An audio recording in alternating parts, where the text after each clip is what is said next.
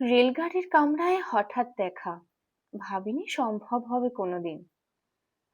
আগে ওকে বার দেখেছি লাল রঙের শাড়িতে, ডালিম ফুলের মতো রাঙা।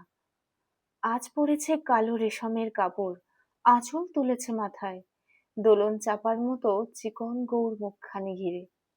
মনে হলো কালো রঙে একটা গভীর দূরত্ব ঘনিয়ে নিয়েছে নিজের চারদিকে, যে দূরত্ব সর্ষে ক্ষেতের শেষ সীমানায় শালবনির নীলাঞ্জনে।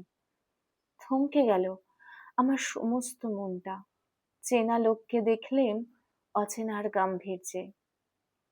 হঠাৎ খবরের কাগজ ফেলে দিয়ে আমাকে করলে নমস্কার। সমাজবিধির পথ গেল খুলে। আলাপ করলেন শুরু, কেমন আছো, কেমন চলছে সংসার, ইত্যাদি। সে রইল জানলার বাইরের দিকে চেয়ে, যেন কাছের দিনে ছোঁয়াচ পার হওয়া চাহনিতে। দিলে অত্যন্ত ছোট দুটো একটা জবাব, কোনোটা বা দিলেই না।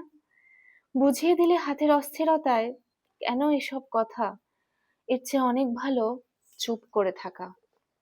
আমি ছিলাম অন্য বেঞ্চিতে ওর সাথীদের সঙ্গে। এক সময় আঙুল নেড়ে জানালে কাছে আসতে। মনে হলো কম সাহস নয়। বসলুম ওর এক বেঞ্চিতে।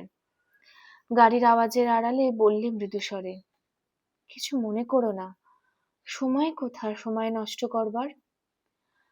আমাকে নামতে হবে পরের স্টেশনেই, দূরে যাবে তুমি, দেখা হবে না আর কোনোদিনই। তাই যে প্রশ্নটার জবাব এতকাল থেমে আছে, শুনবো তোমার মুখে, সত্য করে বলবে তো? আমি বললেম, বলবো। বাইরের আকাশের দিকে তাকিয়েই শুধোলো, আমাদের গেছে যে দিন একেবারেই কি গেছে, কিছুই কি নেই বাকি। একটুকু রইলেম চুপ করে, তারপর বললেম, রাতের সব তারাই আছে দিনের আলোর গভীরে। খটকা লাগলো, কি জানি বানিয়ে বললেম নাকি। ও বললে, থাক, এখন যাও ওদিকে। সবাই নেমে গেল পরের স্টেশনে। আমি চললেম একা।